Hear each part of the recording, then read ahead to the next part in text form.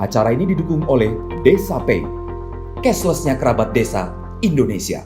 Setelah saya mendengarkan tadi ada satu tentunya bagi kita 74.961 desa di Indonesia ini adalah berita duka yang sangat menyakitkan bagi kami semua, bahwa di situasi pandemi COVID ini mestinya kan dana desa dinaikkan untuk pemulihan ekonomi dan penguatan pertumbuhan ekonomi di khususnya di level bawah.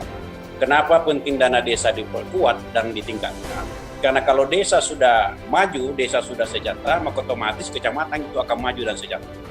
Kalau kecamatan sudah maju dan sejahtera, maka otomatis kabupaten kota juga itu akan maju dan sejahtera. Kalau kabupaten kota sudah maju, maka otomatis provinsi juga akan maju. Kalau 33 provinsi ini sudah maju dan sejahtera, maka tentu Indonesia akan menjadi negara kesejahteraan dan akan diperhitungkan dalam perjalanan bangsa-bangsa di dunia. Oleh karena itu, salah satu alasan disampaikan tadi Mbak Sita bahwa salah satu alasan rencana penurunan dana desa ini adalah karena kurangnya serapan ya.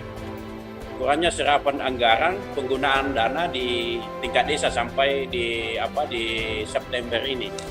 Itu kenapa? Karena terlalu banyak regulasi yang mengatur tentang dana desa.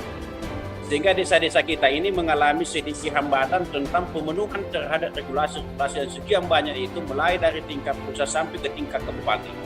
Saya baru saja dapat telepon dari salah satu kabupaten di di Kalimantan Tengah itu pencairan dana desanya harus melalui Bank Pembangunan Daerah setempat. Sedangkan Bank Pembangunan Daerah itu hanya adanya di kabupaten. Dia butuh waktu 1 hari 1 malam baru sampai di kabupaten hanya untuk mengurus pencairan dana desa itu yang hanya ini banyak. Sehingga janganlah melihat desa ini secara seragam. Ada desa untuk sampai di ibu kota kecamatan itu membutuhkan waktu 1 hari 1 malam, apalagi sampai di ibu kota kabupaten. Nah, dengan regulasi yang begitu panjang dan berbeli-beli ini, itulah salah satu penyebab sehingga serapan anggaran itu mengalami sedikit keterlambatan. Kemudian mengenai dana desa dan ADD itu ya mungkin pasti itu beda ya. Jadi dana desa itu murni terkait dengan kebijakan nasional. Apakah pemerintah saat ini berpihak kepada masyarakat dalam hal desa atau tidak?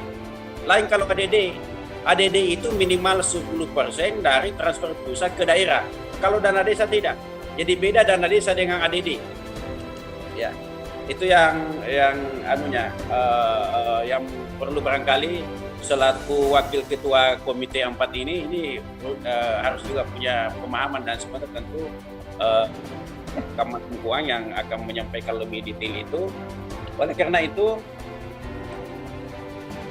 dengan kebijakan ini kan belum tentu juga, dan ini kita akan abdesi akan munas, tentu akan menyampaikan rekomendasi, dan kami sangat berharap di sini Pak selaku Ketua Banggar Pak Syahya Abdullah untuk mengawal bahwa rencana ini hari ini itu sudah menjadi berita viral di grup WA maupun di Facebook kepala desa di seluruh Indonesia. Saya ada di setiap provinsi dan sekali lagi ini adalah berita duka dan sangat menyakitkan bagi 74.000 desa di Indonesia. Situasi kondisi pandemi ini mestinya yang diperkuat ini di bawah. Jangan kewenangan desa ini diambil ke atas semua. Maka wajarlah kalau seperti Mensos itu ya bersoal, pada itu bantuan untuk ke desa sebenarnya, nggak di desa.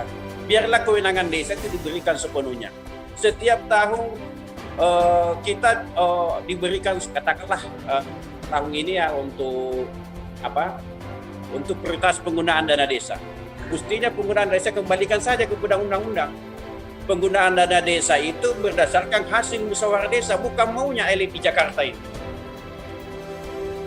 Ya kan, contoh aja di uraian penggunaan prioritas dana desa itu dengan poin-poinnya itu sebenarnya bagaimana sebuah desa diinginkan desa menjadi sebuah desa wisata, tapi anggarannya dibatasi.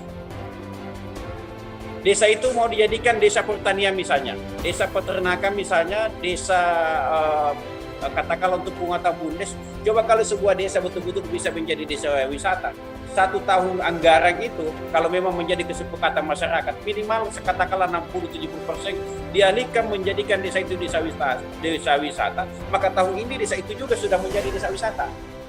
Kalau anggarannya sedikit-sedikit, berakhir jabatan kepala desa, desa itu juga tidak akan jadi desa wisata karena anggarannya dibatasi oleh prioritas penggunaan dana desa. Oleh karena itu saya tentu mewakili teman-teman sangat berharap sekali bahwa biarlah penggunaan dana desa itu diberikan kewenangan kepada masyarakat desa yang menentukan apa yang menjadi prioritas utama di desa masing-masing. Karena satu desa di satu kecamatan dengan kecamatan yang lain itu belum tentu sama kebutuhannya. Oleh karena itu kalau kapan kita membentuk sebuah aturan penyeragaman mulai dari Jakarta, dari pusat sampai ke 3 kabupaten, maka untuk apa kita ada musyawarah dusun? Untuk apa kita ada musyawarah desa? Untuk apa kita ada musyawarah kabupaten? Kalau kewenangan-kewenangan itu diambil alih semua oleh pusat. Oleh karena itu barangkali kalau mau dana desa bagus, betul-betul dirasakan manfaatnya oleh rakyat kita, maka berikanlah kewenangan itu sepenuhnya kepada desa untuk menggunakan dana desa itu betul-betul untuk kepentingan rakyat. Karena yang tahu persoalan rakyat adalah kepala desa, bukan elit-elit di Jakarta. Oleh karena itu penurunan anggaran ini sekali lagi menyakiti 74.900 desa. Ini Pak Saya Abdullah selaku Ketua Banggar di DPR ini tolong dicatat dengan baik bahwa ini DPP Abdesi menyatakan bahwa ini adalah sesuatu yang kurang pas lah untuk dalam situasi pandemi. Mestinya anggaran dari sini ditingkatkan dalam rangka menghadapi pandemi kita ini. Rakyat kita sangat menunggu kucuran dana kepada desa-desa yang ada di Republik ini. Jangan lagi seperti kasus-kasus yang ada di Kementerian Sosial yang kemarin. Kenapa? Karena kewenangan desa diambil. Hanya pengadaan goodie bag dan segala macam itu diambil semua oleh kementerian. Memangnya tidak ada kerjaan menteri di atas itu yang lebih bersifat kebijakan kepada negara, yang kewenangan desa diambil. Barangkali itu mungkin dari saya sekali lagi penegasan bahwa kami dari Abdesi akan berjuang melakukan segala cara untuk minimal mempertahankan 27 triliun tidak mengalami penurunan. Barangkali kalau saja fraksi-fraksi DPR punya empati, punya rasa tanggung jawab kepada bangsa ini, maka dia akan maju dan akan membela kepentingan desa dan kepentingan rakyat untuk mempertahankan bahkan meningkatkan dana desa untuk tahun 2022. Angkat itu, Mas Iwan.